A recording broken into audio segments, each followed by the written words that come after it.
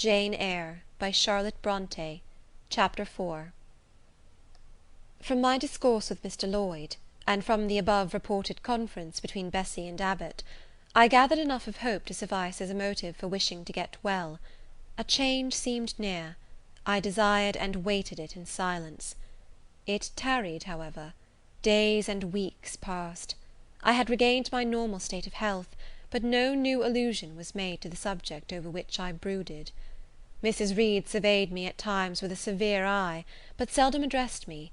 Since my illness she had drawn a more marked line of separation than ever between me and her own children, appointing me a small closet to sleep in by myself, condemning me to take my meals alone, and pass all my time in the nursery, while my cousins were constantly in the drawing-room. Not a hint, however, did she drop about sending me to school. Still I felt an instinctive certainty that she would not long endure me under the same roof with her; for her glance, now more than ever, when turned on me, expressed an insuperable and rooted aversion. Eliza and Georgiana, evidently acting according to orders, spoke to me as little as possible. John thrust his tongue in his cheek whenever he saw me, and once attempted chastisement; but as I instantly turned against him, roused by the same sentiment of deep ire and desperate revolt which had stirred my corruption before, he thought it better to desist, and ran from me tittering execrations, and vowing I had burst his nose. I had, indeed, levelled at that prominent feature as hard a blow as my knuckles could inflict; and when I saw that either that or my look daunted him, I had the greatest inclination to follow up my advantage to purpose; but he was already with his mamma. I heard him in a blubbering tone commence the tale of how "that nasty Jane Eyre" had flown at him like a mad cat. He was stopped rather harshly. "Don't talk to me about her, John. I told you not to go near her. She is not worthy of notice. I do not choose that either you or your sisters should associate with her." Here, leaning over the banister, I cried out suddenly, and without at all deliberating on my words, "They are not fit to associate with me." Mrs. Reed was rather a stout woman, but on hearing this strange and audacious declaration, she ran nimbly up the stair, swept me like a whirlwind into the nursery, and crushing me down on the edge of my crib, dared me in an emphatic voice to rise from that place, or utter one syllable during the remainder of the day. "What would Uncle Reed say to you if he were alive?" was my scarcely voluntary demand. I say scarcely voluntary, for it seemed as if my tongue pronounced words without my will consenting to their utterance. Something spoke out of me over which I had no control. "What?" said Mrs. Reed under her breath. Her usually cold, composed grey eye became troubled with a look like fear. She took her hand from my arm, and gazed at me as if she really did not know whether I were child or fiend. I was now in for it. "My Uncle Reed is in heaven, and can see all you do and think, and so can papa and mamma. They know how you shut me up all day long, and how you wish me dead." Mrs. Reed soon rallied her spirits. She shook me most soundly, she boxed both my ears, and then left me without a word. Bessy supplied the hiatus by a homily of an hour's length, in which she proved, beyond a doubt, I was the most wicked and abandoned child ever reared under a roof. I half believed her, for I felt indeed only bad feelings surging in my breast. November, December, and half of January passed away. Christmas and the New Year had been celebrated at Gateshead with the usual festive cheer. Presents had been interchanged, dinners and evening parties given. From every enjoyment I was, of course, excluded.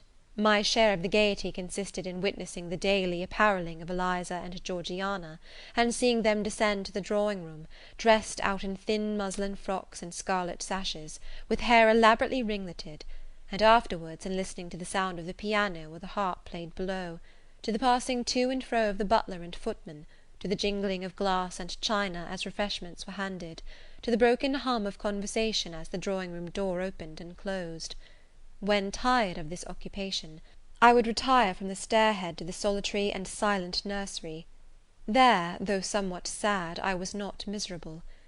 To speak truth, I had not the least wish to go into company, for in company I was very rarely noticed, and if Bessie had but been kind and companionable, I should have deemed it a treat to spend the evenings quietly with her, instead of passing them under the formidable eyes of Mrs. Reed, in a room full of ladies and gentlemen.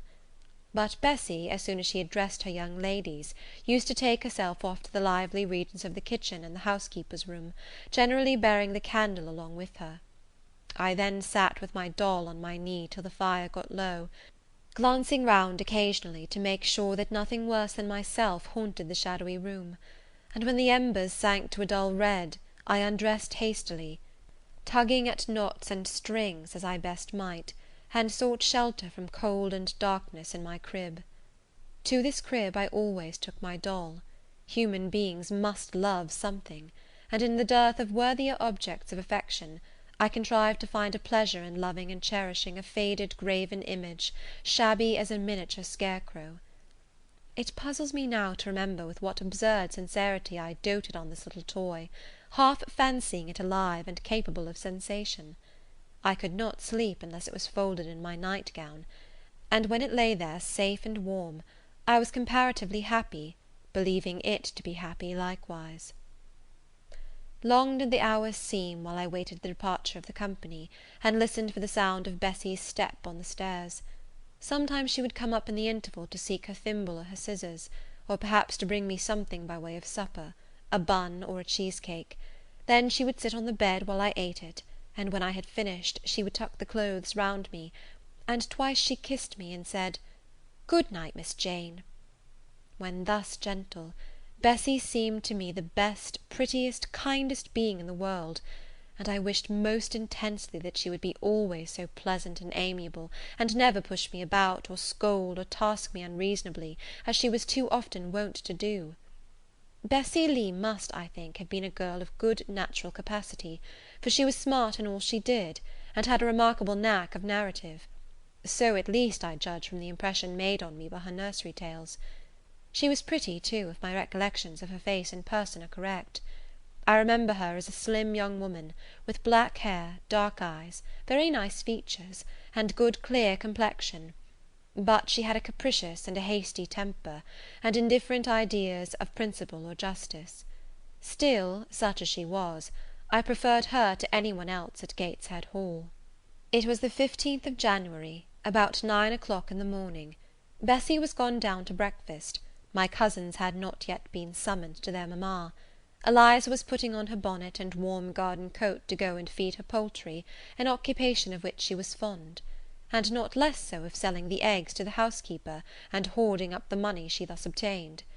She had a turn for traffic, and a marked propensity for saving, shown not only in the vending of eggs and chickens, but also in driving hard bargains with the gardener about flower roots, seeds, and slips of plants, that functionary having orders from Mrs. Reed to buy of his young lady all the products of her parterre she wished to sell; and Eliza would have sold the hair off her head if she could have made a handsome profit thereby.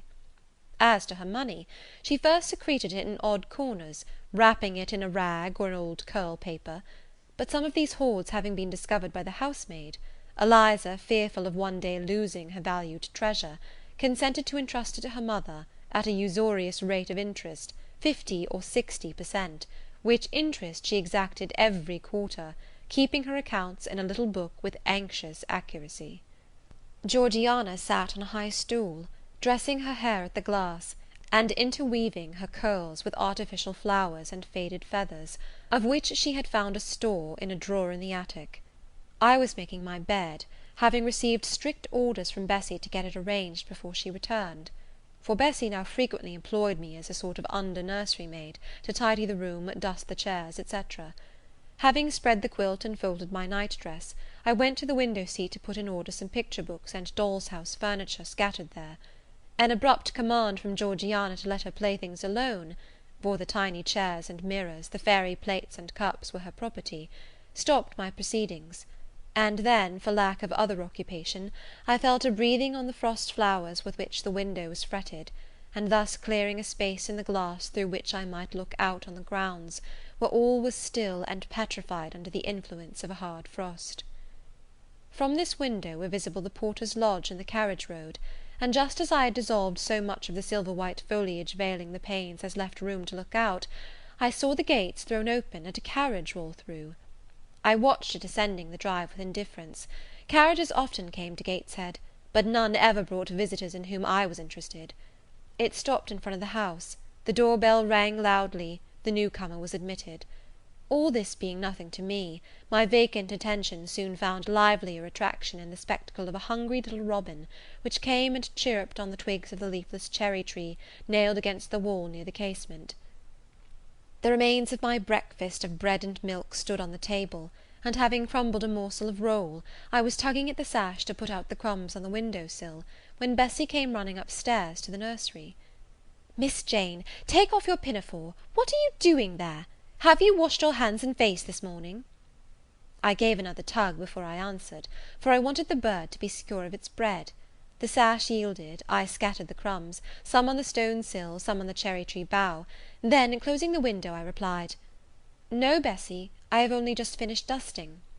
"Oh, troublesome, careless child! And what are you doing now? You look quite red, as if you had been about some mischief. What were you opening the window for?" I was spared the trouble of answering, for Bessie seemed in too great a hurry to listen to explanations.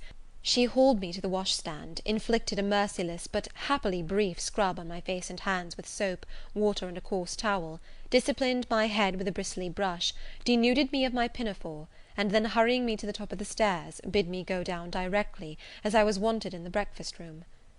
I would have asked who wanted me. I would have demanded if Mrs. Reed was there, but Bessie was already gone, and had closed the nursery door upon me. I slowly descended. For nearly 3 months I had never been called to Mrs. Reed's presence. Restricted so long to the nursery, the breakfast, dining, and drawing-rooms were become for me awful regions, on which it dismayed me to intrude. I now stood in the empty hall; before me was the breakfast-room door, and I stopped, intimidated and trembling. What a miserable little poltroon had fear, engendered of unjust punishment, made of me in those days! I feared to return to the nursery, and feared to go forward to the parlour. 10 minutes I stood in agitated hesitation; the vehement ringing of the breakfast-room bell decided me. I must enter. Who could want me?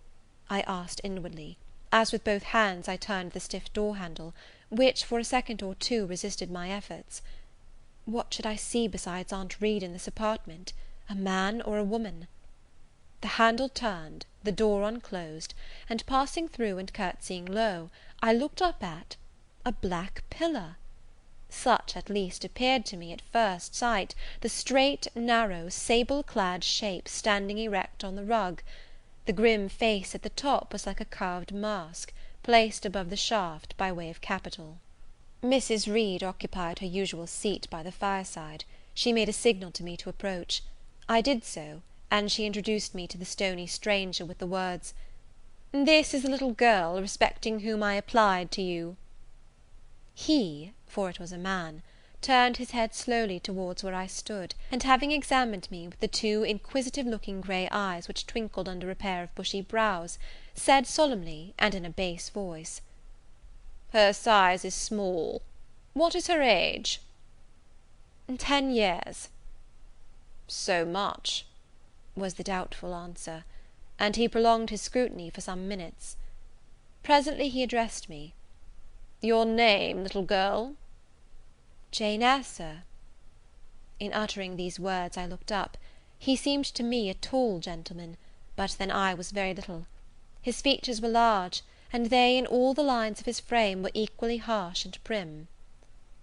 "Well, Jane Eyre, and are you a good child?" Impossible to reply to this in the affirmative. My little world held a contrary opinion. I was silent. Mrs. Reed answered for me by an expressive shake of the head, adding soon, "Perhaps the less said on that subject the better, Mr. Brocklehurst." "Sorry, indeed, to hear it. She and I must have some talk." And, bending from the perpendicular, he installed his person in the arm-chair opposite Mrs. Reed's. "Come here," he said. I stepped across the rug. He placed me square and straight before him. What a face he had, now that it was almost on a level with mine! What a great nose! And what a mouth! And what large prominent teeth! "No sight so sad as that of a naughty child," he began, "especially a naughty little girl. Do you know where the wicked go after death?" "They go to hell," was my ready and orthodox answer. "And what is hell? Can you tell me that?" "A pit full of fire." "And should you like to fall into that pit, and then be burning there for ever?" "No, sir." "What must you do to avoid it?" I deliberated a moment. My answer, when it did come, was objectionable. "I must keep in good health, and not die." "How can you keep in good health?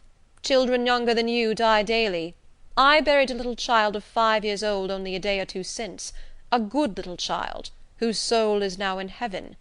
It is to be feared the same could not be said of you, were you to be called hence." Not being in a condition to remove his doubt, I only cast my eyes down on the 2 large feet planted on the rug, and sighed, wishing myself far enough away. "I hope that sigh is from the heart, and that you repent of ever having been the occasion of discomfort to your excellent benefactress." "Benefactress, benefactress," said I, inwardly. "They all call Mrs. Reed my benefactress.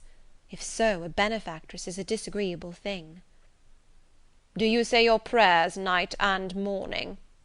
continued my interrogator. "Yes, sir." "Do you read your Bible?" "Sometimes." "With pleasure? Are you fond of it?" "I like Revelations, and the book of Daniel, and Genesis and Samuel, and a little bit of Exodus, and some parts of Kings and Chronicles, and Job and Jonah." "And the Psalms? I hope you like them?" "No, sir." "No? Oh, shocking! I have a little boy younger than you who knows 6 Psalms by heart, and when you ask him which he would rather have, a gingerbread nut to eat, or a verse of Psalm to learn, he says, 'Oh, the verse of a Psalm! Angels sing Psalms,' says he. 'I wish to be a little angel here below.' He then gets 2 nuts in recompense for his infant piety." "Psalms are not interesting," I remarked.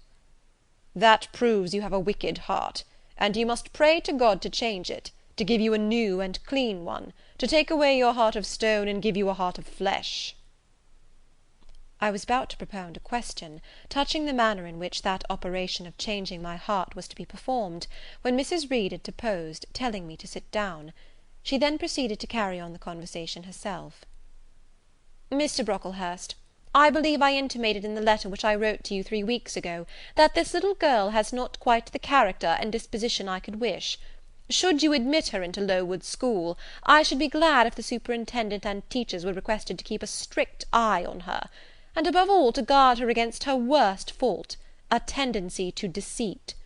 I mention this in your hearing, Jane, that you may not attempt to impose on Mr. Brocklehurst." Well might I dread, well might I dislike Mrs. Reed, for it was her nature to wound me cruelly. Never was I happy in her presence. However carefully I obeyed, however strenuously I strove to please her, my efforts were still repulsed and repaid by such sentences as the above. Now, uttered before a stranger, the accusation cut me to the heart. I dimly perceived that she was already obliterating hope from the new phase of existence which she destined me to enter. I felt, though I could not have expressed the feeling, that she was sowing aversion and unkindness along my future path. I saw myself transformed under Mr. Brocklehurst's eye into an artful, noxious child; and what could I do to remedy the injury? Nothing, indeed, thought I, as I struggled to repress a sob, and hastily wiped away some tears, the impotent evidences of my anguish. "Deceit is, indeed, a sad fault in a child," said Mr. Brocklehurst. "It is akin to falsehood, and all liars will have their portion in the lake burning with fire and brimstone. She shall, however, be watched, Mrs. Reed. I will speak to Miss Temple and the teachers." "I should wish her to be brought up in a manner suiting her prospects," continued my benefactress, "to be made useful, to be kept humble. As for the vacations, she will, with your permission, spend them always at Lowood."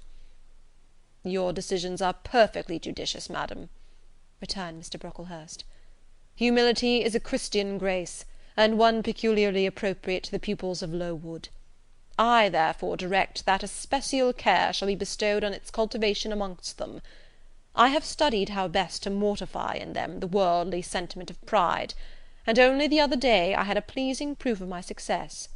My second daughter, Augusta, went with her mamma to visit the school, and on her return she exclaimed, "Oh dear, papa, how quiet and plain all the girls at Lowood look, with their hair combed behind their ears, and their long pinafores, and their little holland pockets outside their frocks. They are almost like poor people's children. And," said she, "they looked at my dress and mamma's as if they had never seen a silk gown before." "This is the state of things I quite approve," returned Mrs. Reed. "Had I sought all England over, I could scarcely have found a system more exactly fitting a child like Jane Eyre. Consistency, my dear Mr. Brocklehurst. I advocate consistency in all things." "Consistency, madam, is the first of Christian duties, and it has been observed in every arrangement connected with the establishment of Lowood. Plain fare, simple attire, unsophisticated accommodations, hardy and active habits. Such is the order of the day in the house and its inhabitants." "Quite right, sir. I may then depend upon this child being received as a pupil at Lowood, and there being trained in conformity to her position and prospects?" "Madam, you may. She shall be placed in that nursery of chosen plants, and I trust she will show herself grateful for the inestimable privilege of her election." "I will send to them as soon as possible, Mr. Brocklehurst, for I assure you I feel anxious to be relieved of a responsibility that was becoming too irksome." No doubt, madam. And now I wish you good morning. I shall return to Brocklehurst Hall in the course of a week or two. My good friend, the Archdeacon, will not permit me to leave him sooner. I shall send Miss Temple notice that she is to expect a new girl, so that there will be no difficulty about receiving her. Good-bye." "Good-bye, Mr. Brocklehurst. Remember me to Mrs. and Miss Brocklehurst, and to Augusta and Theodore, and Master Broughton Brocklehurst." "I will, madam. Little girl, here is a book entitled The Child's Guide. Read it with prayer, especially that part containing an account of the awfully sudden death of Martha G., a naughty child addicted to falsehood and deceit." With these words, Mr. Brocklehurst put into my hand a thin pamphlet sewn in a cover, and having rung for his carriage, he departed. Mrs. Reed and I were left alone. Some minutes passed in silence. She was sewing. I was watching her. Mrs. Reed might be at that time some 6 or 7 and 30. She was a woman of robust frame, square-shouldered and strong-limbed, not tall, and though stout, not obese. She had a somewhat large face, the under jaw being much developed and very solid. Her brow was low, her chin large and prominent, mouth and nose sufficiently regular.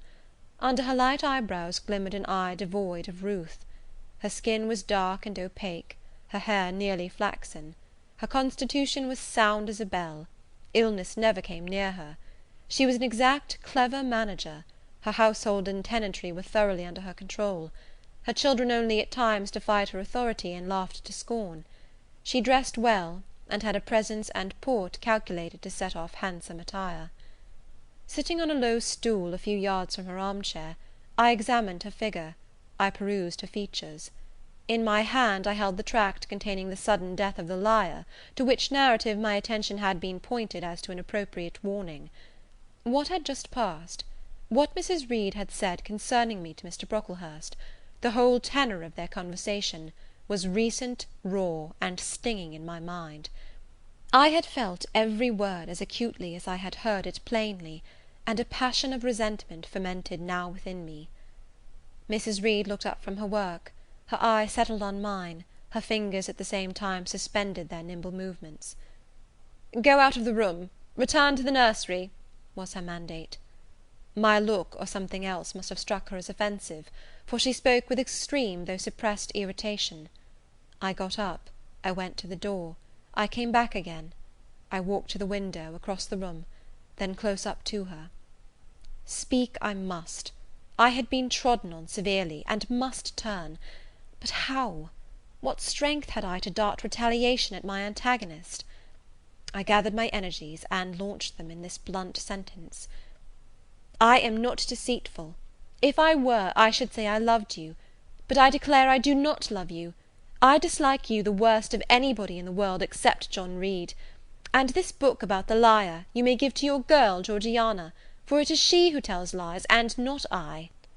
Mrs. Reed's hands still lay on her work inactive. Her eye of ice continued to dwell freezingly on mine. "What more have you to say?" she asked, rather in the tone in which a person might address an opponent of adult age than such as ordinarily used to a child. That eye of hers, that voice, stirred every antipathy I had. Shaking from head to foot, thrilled with ungovernable excitement, I continued, "I am glad you are no relation of mine. I will never call you aunt again as long as I live. I will never come to see you when I am grown up; and if any one asks me how I liked you, and how you treated me, I will say the very thought of you makes me sick, and that you treated me with miserable cruelty." "How dare you affirm that, Jane Eyre?" "How dare I, Mrs. Reed? How dare I? Because it is the truth.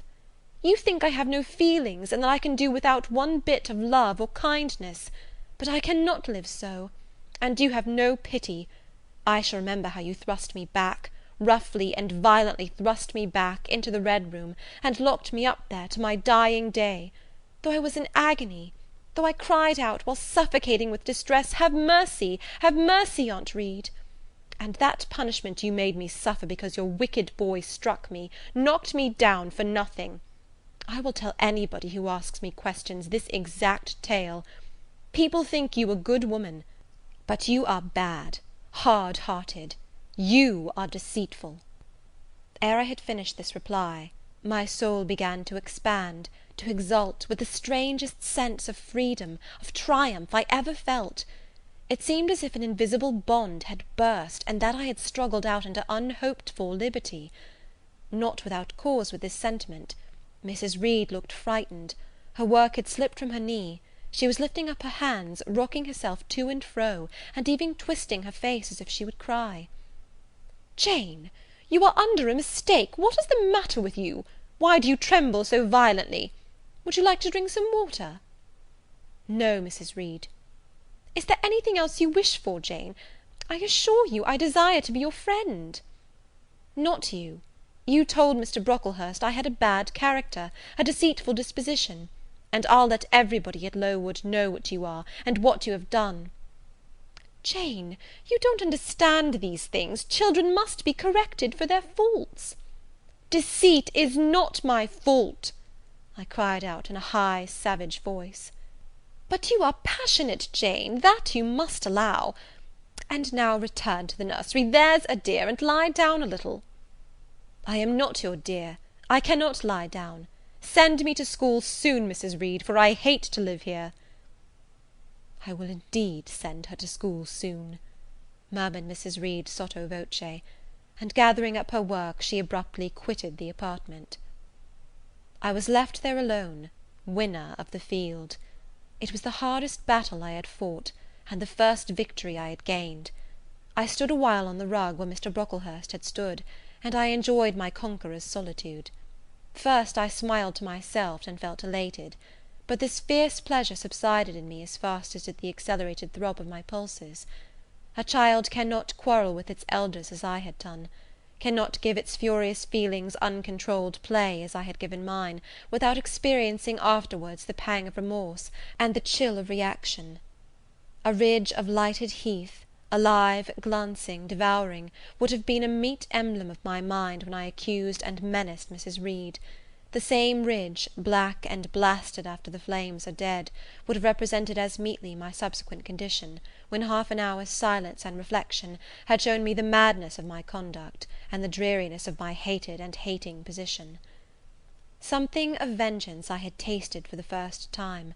As aromatic wine it seemed, on swallowing, warm and racy. Its after flavour, metallic and corroding, gave me a sensation as if I had been poisoned. Willingly would I now have gone and asked Mrs. Reed's pardon. but I knew, partly from experience and partly from instinct, that was the way to make her repulse me with double scorn, thereby re-exciting every turbulent impulse of my nature. I would fain exercise some better faculty than that of fierce speaking, fain find nourishment for some less fiendish feeling than that of sombre indignation. I took a book, some Arabian Tales. I sat down and endeavoured to read. I could make no sense of the subject. My own thoughts swam always between me and the page I had usually found fascinating. I opened the glass door in the breakfast room. The shrubbery was quite still. The black frost reigned, unbroken by sun or breeze, through the grounds. I covered my head and arms with the skirt of my frock, and went out to walk in part of the plantation which was quite sequestered; but I found no pleasure in the silent trees, the falling fir cones, the congealed relics of autumn, russet leaves, swept by past winds in heaps, and now stiffened together. I leaned against a gate, and looked into an empty field where no sheep were feeding, where the short grass was nipped and blanched. It was a very grey day, a most opaque sky, onding on snaw, canopied all. Thence flakes fell in intervals, which settled on the hard path and on the hoary lea without melting. I stood, a wretched child enough, whispering to myself over and over again, "What shall I do? What shall I do?" All at once I heard a clear voice call, "Miss Jane, where are you? Come to lunch." It was Bessie, I knew well enough, but I did not stir. Her light step came tripping down the path. "You naughty little thing," she said, "why don't you come when you are called?" Bessie's presence, compared with the thoughts over which I had been brooding, seemed cheerful, even though, as usual, she was somewhat cross. The fact is, after my conflict with and victory over Mrs. Reed, I was not disposed to care much for the nursemaid's transitory anger, and I was disposed to bask in her youthful lightness of heart. I just put my two arms round her, and said, "Come, Bessie, don't scold." The action was more frank and fearless than any I was habituated to indulge in. Somehow it pleased her. "You are a strange child, Miss Jane," she said, as she looked down at me, "a little roving, solitary thing. And you are going to school, I suppose?" I nodded. "And won't you be sorry to leave poor Bessie?" "What does Bessie care for me? She's always scolding me." "Because you're such a queer, frightened, shy little thing. You should be bolder." "What, to get more knocks?" "Nonsense." "But you are rather put upon, that's certain. My mother said, when she came to see me last week, that she would not like a little one of her own to be in your place. Now come in, and I've some good news for you." "I don't think you have, Bessie." "Child, what do you mean? What sorrowful eyes you fix on me? Well, but Missis and the young ladies and Master John are going out to tea this afternoon, and you shall have tea with me. I'll ask cook to bake you a little cake, and then you shall help me look over your drawers, for I am soon to pack your trunk. Missis intends you to leave Gateshead in a day or two, and you shall choose what toys you like to take with you." "Bessie, you must promise not to scold me any more till I go." "Well, I will; but mind you are a very good little girl, and don't be afraid of me. Don't start when I chance to speak rather sharply, it's so provoking." "I don't think I shall ever be afraid of you again, Bessie, because I have got used to you, and I shall soon have another set of people to dread." "If you dread them, they'll dislike you." "As you do, Bessie." "I don't dislike you, miss. I believe I am fonder of you than of all the others." "You don't show it." "You sharp little thing! You've got quite a new way of talking. What makes you so venturesome and hardy?" "Why, I shall soon be away from you, and besides—" I was going to say something about what had passed between me and Mrs. Reed, but on second thoughts I considered it better to remain silent on that head. "And so you're glad to leave me?" "Not at all, Bessie. Indeed, just now I'm rather sorry." "Just now, and rather! How coolly my little lady says it! I dare say now, if I were to ask you for a kiss, you wouldn't give it me. You'd say you'd rather not." "I'll kiss you, and welcome. Bend your head down." Bessie stooped, we mutually embraced, and I followed her into the house quite comforted. That afternoon lapsed in peace and harmony, and in the evening Bessie told me some of her most enchanting stories, and sang me some of her sweetest songs. Even for me, life had its gleams of sunshine. End of Chapter 4.